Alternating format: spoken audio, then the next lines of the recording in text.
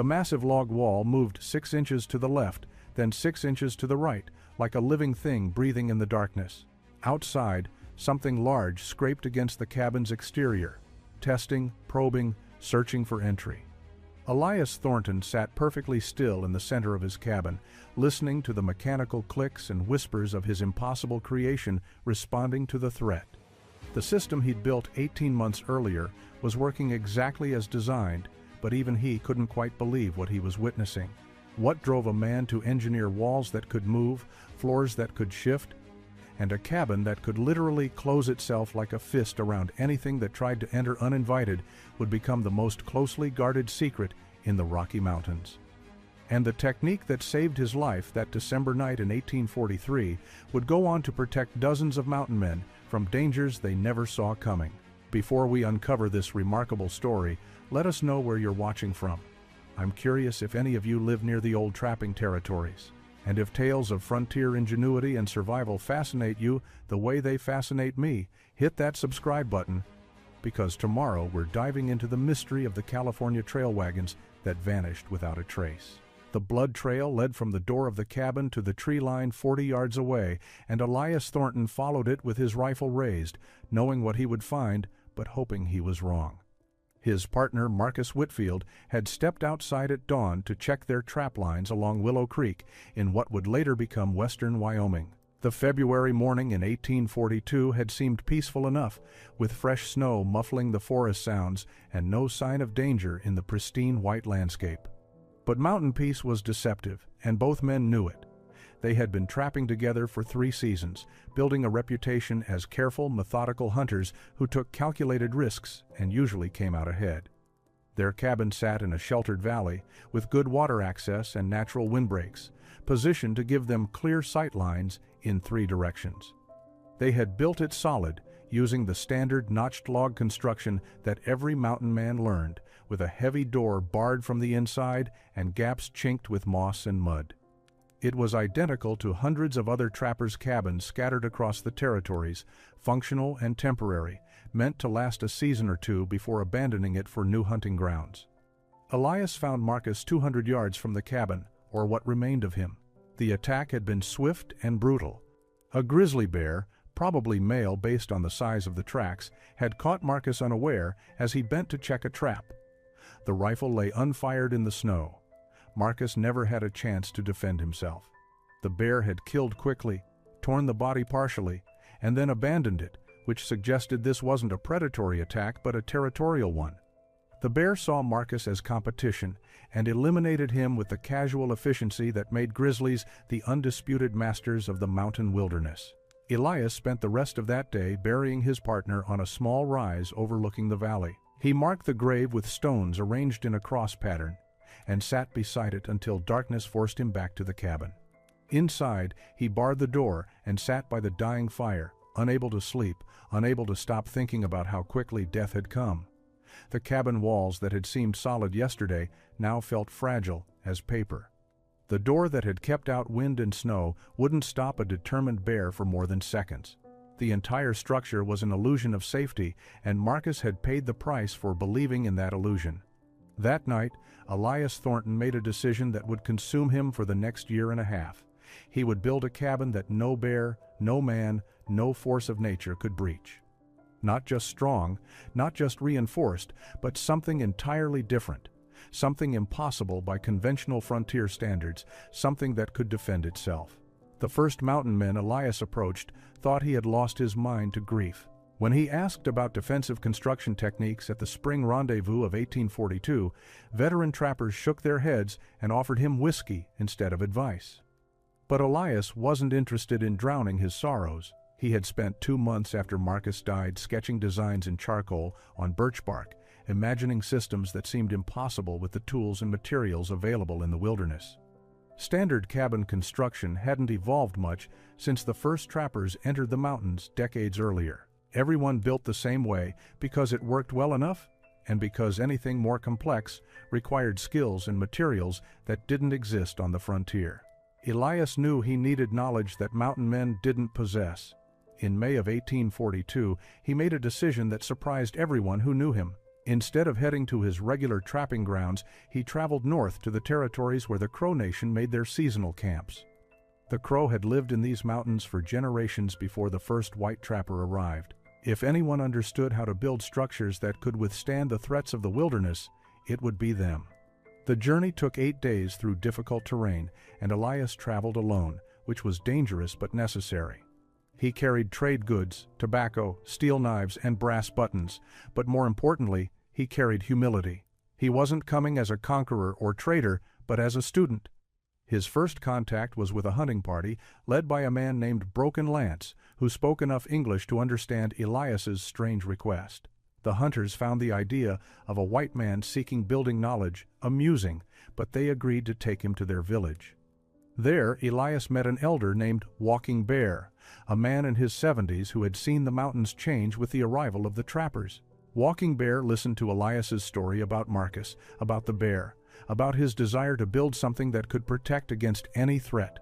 The old man sat quietly for a long time, then began to speak about things Elias had never imagined. The Crow, Walking Bear explained, had once built winter shelters using techniques passed down from ancestors who lived when the great ice still covered the northern lands. These weren't the portable teepees the Crow used now, but permanent structures built in sacred places for ceremony and protection. The key, Walking Bear said, wasn't just in making walls stronger, but in making them alive. Elias didn't understand at first, but over the next 3 weeks, Walking Bear and other elders showed him remnants of old structures, explained principles of balance and counterweight, demonstrated how natural forces could be harnessed rather than simply resisted.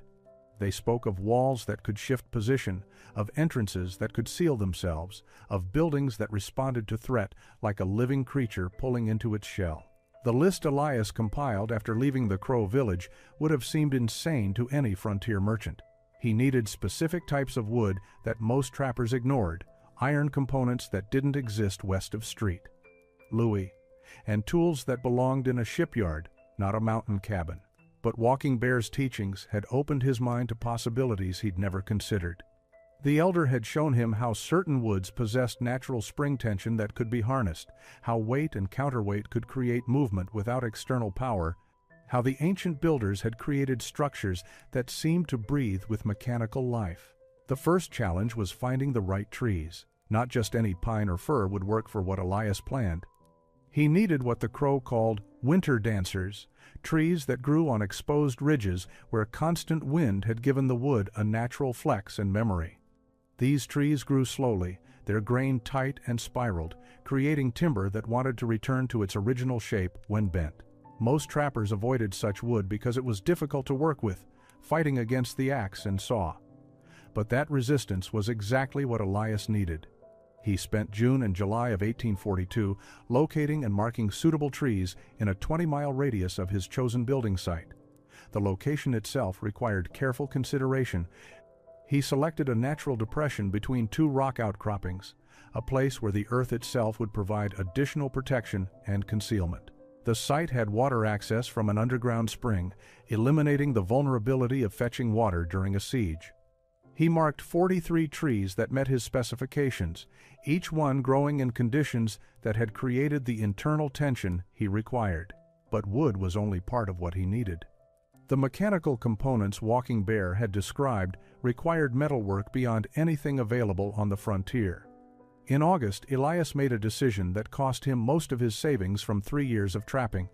He traveled to Street Louis, a journey of over 1,000 miles, specifically to commission iron parts from a blacksmith who usually made components for riverboats.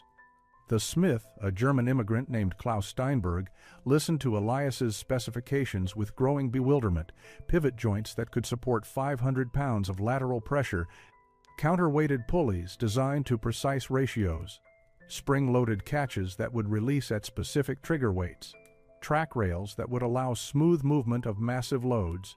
Steinberg had never made such things for a building, but the technical challenge intrigued him.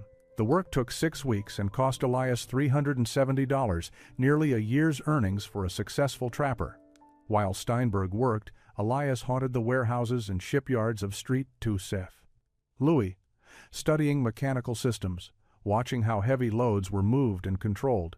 He paid special attention to the balance mechanisms used in warehouse doors and the pivot systems in ships' gun ports. Every detail was stored in his memory, sketched in his growing collection of bark drawings.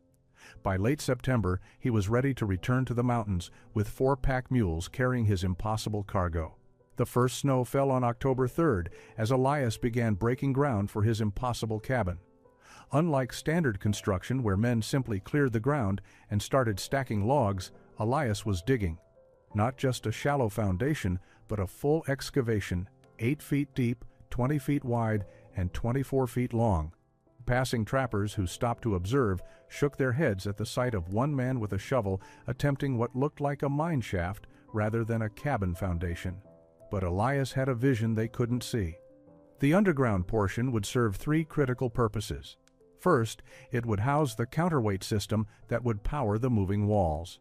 Second, it would provide storage space that couldn't be breached from above. Third, and most importantly, it would contain the mechanical heart of his defensive system, protected from weather and tampering. He worked alone through October, moving earth with obsessive determination. The rock outcroppings on either side provided natural walls for 2 sides of the excavation, reducing the work but requiring careful engineering to integrate the natural stone with his planned structure. He installed drainage channels first, knowing that water would destroy his mechanical systems faster than any bear. The channels led to a natural fissure in the rock that would carry water away from the foundation. By November, with snow falling regularly, Elias had completed the excavation and begun installing the iron framework Steinberg had created. The main support structure consisted of 12 vertical iron posts, each one sunk 3 feet into bedrock and secured with a mixture of molten lead and pine resin. Between these posts, he installed the track rails that would guide the moving wall sections. The rails had to be perfectly level and aligned, requiring adjustments measured in fractions of inches. The counterweight system occupied the central portion of the underground space. Using principles Walking Bear had explained, Elias created a series of balanced stones, each one carefully selected and weighed. The largest weighed over 800 pounds, a piece of granite he had spent 3 days moving into position using log rollers and leverage. These stones connected through iron pulleys to cables that would run up through the floor to the moving wall sections above. The mechanical precision required was unlike anything attempted in frontier construction. Each pulley had to rotate freely despite temperature extremes. Each cable had to run without binding. Each counterweight had to balance perfectly with its corresponding wall section. Elias spent weeks adjusting, testing, failing, and trying again. His food supplies ran low, but he couldn't stop to hunt. Winter was coming, and the cabin had to be completed before the deep snows made work impossible. The foundation consumed 2 months of brutal labor, but when finished, it was unlike anything ever built in the mountains. From above, it looked like a simple rectangular foundation. From below, it was a mechanical marvel waiting to come alive. The iron framework could support thousands of pounds of dynamic load. The counterweight system could move with finger-touch pressure when properly balanced. The drainage kept the mechanical spaces dry despite autumn rains. The Grizzly arrived on December 23, 1842. Drawn by the scent of fresh elk meat, Elias had hung inside his newly completed cabin. The bear circled the structure 3 times, leaving tracks in the fresh snow while Elias watched through a gun port he'd installed at eye level. The animal stood nearly 8 feet tall on its hind legs, scarred across its muzzle, probably male, definitely territorial. Elias had been waiting for this moment for over a year. The cabin was complete, every mechanical system tested, every moving part adjusted to perfection. But testing with his own weight and pressure was different from facing 700 pounds of determined grizzly. He sat perfectly still, rifle loaded but lowered, trusting in his engineering rather than firepower. The bear approached the door first, as Elias had predicted. Bears were intelligent enough to recognize doors as weak points in human structures. It pushed against the heavy wooden barrier, testing. The door, reinforced with iron bands and mounted on pivots like the walls, gave slightly under the pressure. This was intentional. The yielding door triggered the first mechanical response. As the door moved inward 2 inches, cables hidden in the frame activated. The wall sections on either side of the door began their synchronized movement. The left wall pivoted outward 6 inches while the right wall moved in the opposite direction. The door, no longer supported by rigid walls, swung sideways along its track, sliding parallel to the moving walls. The bear pushed harder, confused by the structure's response. Where it expected resistance, it found yielding movement that offered no solid purchase for its strength. The harder it pushed, the more the walls shifted, creating an ever-changing geometry that dissipated force rather than meeting it head-on. From inside, Elias heard the mechanical clicks and whispers of his system responding exactly as designed. The counterweights in the basement rose and fell in perfect balance. The pivot points rotated smoothly despite the cold. The entire cabin was moving, breathing, alive with mechanical purpose. The bear stepped back, circled to the corner where traditional cabins showed weakness. It reared up and struck the corner with its full weight and strength.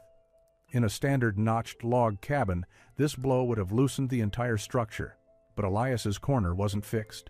The impact triggered both adjoining walls to pivot outward, the corner essentially opening like a mouth yawning, then closing again as the bear's weight shifted. The animal stumbled, unbalanced by the unexpected movement. For 20 minutes, the grizzly tested every aspect of the structure. It tried to climb the walls, but the log's smooth surface and outward lean, when pressure was applied, made purchase impossible. It attempted to dig under, but hit the iron-reinforced foundation, extending 3 feet below ground level. It even tried the roof, hauling itself up by brute strength, but the floating roof design simply flexed under its weight, offering no rigid point to attack.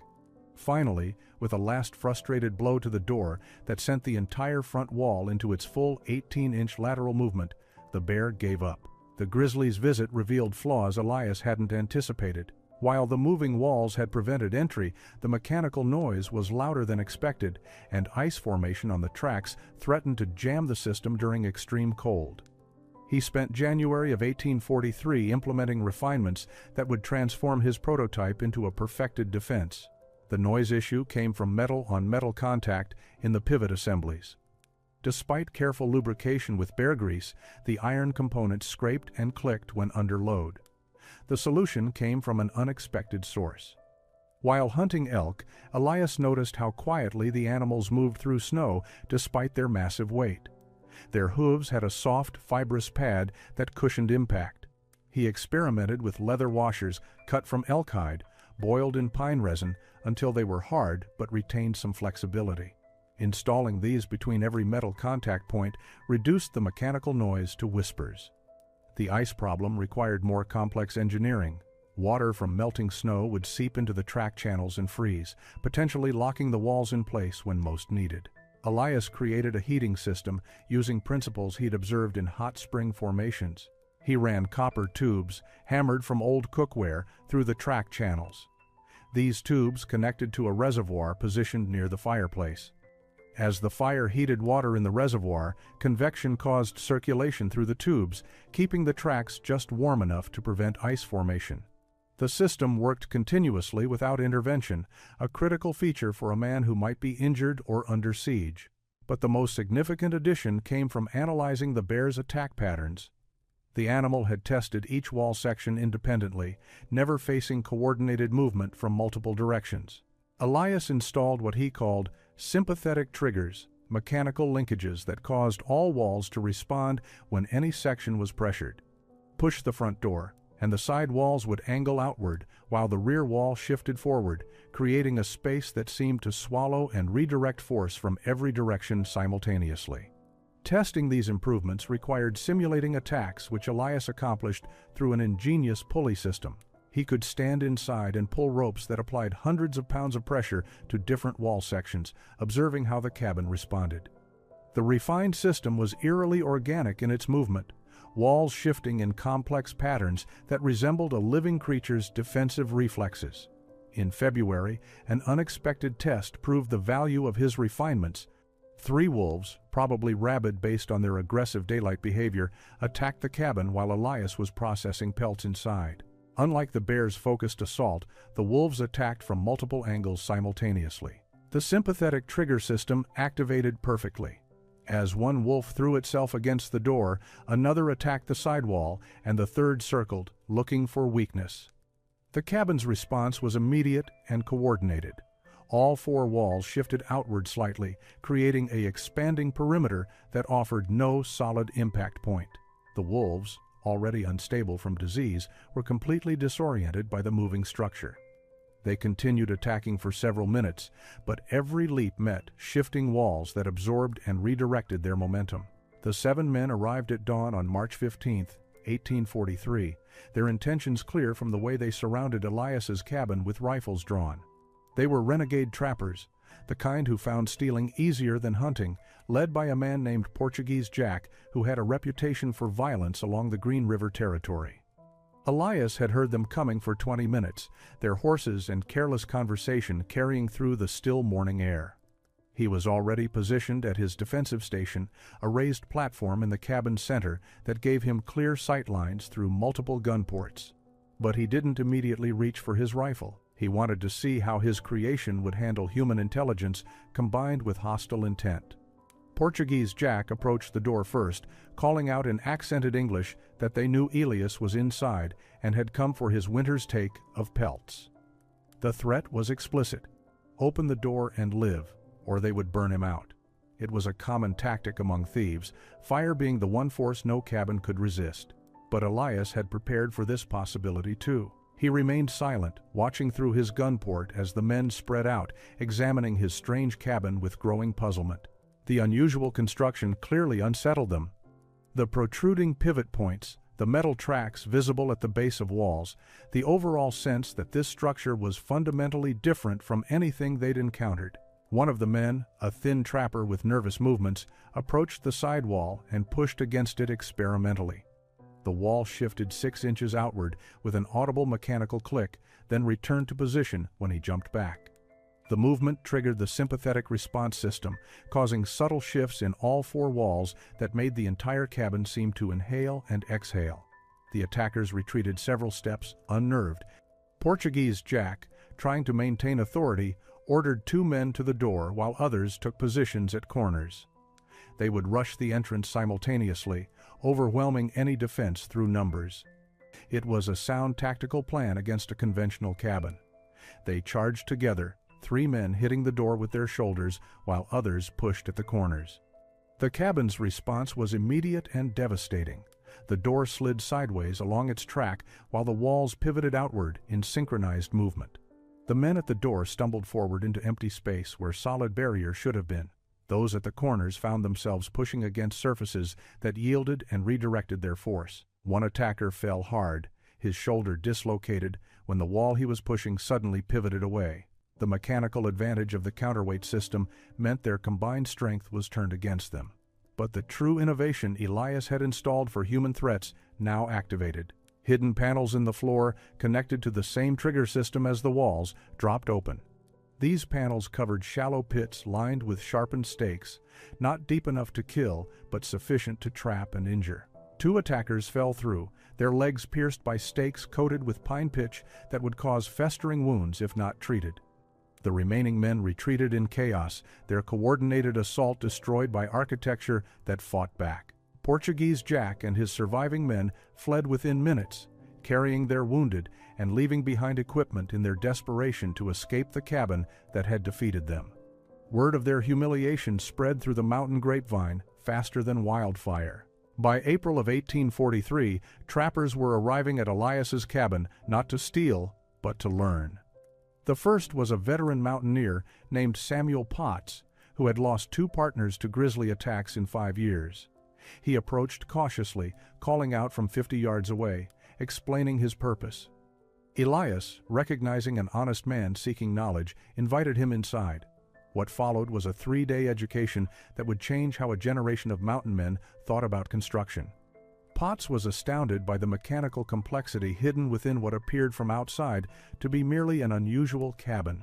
Elias walked him through every system, explaining not just how things worked, but why he had designed them that way. The moving walls weren't just about deflecting force, but about psychological impact. Predators and humans alike expected rigid resistance.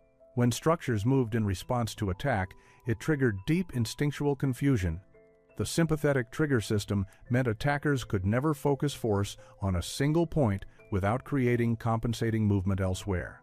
The trap panels weren't meant to kill but to incapacitate and demoralize. Every element served multiple defensive purposes while maintaining the cabin's livability. Potts took detailed notes, sketching mechanisms and measuring components. But Elias knew that few men had the resources or skills to replicate his full system. So he began developing simplified versions that captured the essential principles without requiring impossible precision. The basic moving wall could be built with wooden pivots instead of iron, using river stones as counterweights. The effect was less smooth but still effective against bears. Over the following months, Elias taught 17 different trappers. Some came skeptical and left converted. Others arrived desperate, having barely survived attacks on their conventional cabins. Each man received instruction tailored to his skills and resources. A trapper with blacksmith experience learned to forge simple pivot mechanisms. Another with carpentry background focused on the specialized joinery that allowed controlled movement. A young mountaineer named Thomas Crawford became Elias's most dedicated student, staying 6 weeks to master every detail. The teaching process revealed improvements Elias hadn't considered. Crawford suggested angling the gun ports to allow wider fields of fire while maintaining narrow external openings. Potts contributed an idea for emergency exits through moving floor panels that could serve as escape routes if the main entrance was compromised. Each student added refinements born from their own survival experiences. By autumn of 1843, Elias had created what he called the Mountain Builder's Guide, a collection of drawings and instructions covering everything from basic moving walls to complete defensive systems. He carved the illustrations on thin wooden plates that could be copied by pressing paper against the indentations. The text was simple and direct, assuming no formal education but reasonable frontier competence. The guide spread through the trapping community like precious currency, copied and recopied, modified and improved by each new builder. The last known moving wall cabin stood until 1927, when a forest fire swept through the Absaroka Range, consuming the structure that had survived 84 years of wilderness extremes. By then, the cabin had passed through many hands, each owner maintaining and improving Elias Thornton's original mechanisms. The fire revealed something remarkable in the ruins. The iron framework of the counterweight system had survived, along with portions of the pivot assemblies, creating an archaeological puzzle that would baffle investigators for decades. It wasn't until 1993 that a graduate student studying frontier architecture connected the bizarre iron remains to references in trapper journals about breathing cabins and living walls that had protected mountain men from certain death. The investigation that followed uncovered a hidden chapter of American frontier innovation. Elias Thornton had died in 1868, not in his mechanical marvel but peacefully in a California settlement where he'd retired after 25 years in the mountains. His journals, discovered in an estate sale, revealed that his moving wall design had spread far beyond what historians had imagined. He documented 43 cabins built using his complete system and estimated that over 200 incorporated at least basic moving wall principles. The survival rate among trappers who built these defensive cabins was remarkable. While general mortality in the mountain man profession approached 40% over a 5-year period, those using Thornton's techniques showed losses under 10%. The difference represented dozens of lives saved through engineering rather than firepower. Modern analysis of Thornton's design reveals sophistication that seems impossible for the 1840s frontier. His counterweight ratios matched modern mechanical engineering principles. His use of sympathetic movement anticipated concepts in responsive architecture by over a century. His integration of psychological and physical defense created a system that defeated threats through confusion and mechanical advantage rather than brute resistance. The Wyoming State Museum now houses a partial reconstruction of a Thornton-style moving wall cabin built from specifications found in various mountain man journals and archaeological evidence. Visitors can push against the walls and watch the entire structure respond with fluid, organic movement. Children laugh at the sensation while engineers study the mechanical principles with professional admiration. But perhaps the true legacy lies not in museums, but in the principle Elias Thornton proved in those desperate months after his partner's death. Faced with an impossible problem, he refused to accept conventional limitations. He combined knowledge from unexpected sources, Native American wisdom with riverboat mechanics, natural tree properties with precise engineering, psychological understanding with physical design. His moving walls saved lives not through strength but through adaptability, not through rigidity but through yielding that redirected force. In the end, one mountain man's impossible trick became a tradition of innovation that spread across the Rocky Mountains, protecting a generation of frontier Americans through the simple recognition that sometimes the best defense isn't standing firm, but knowing exactly how to move.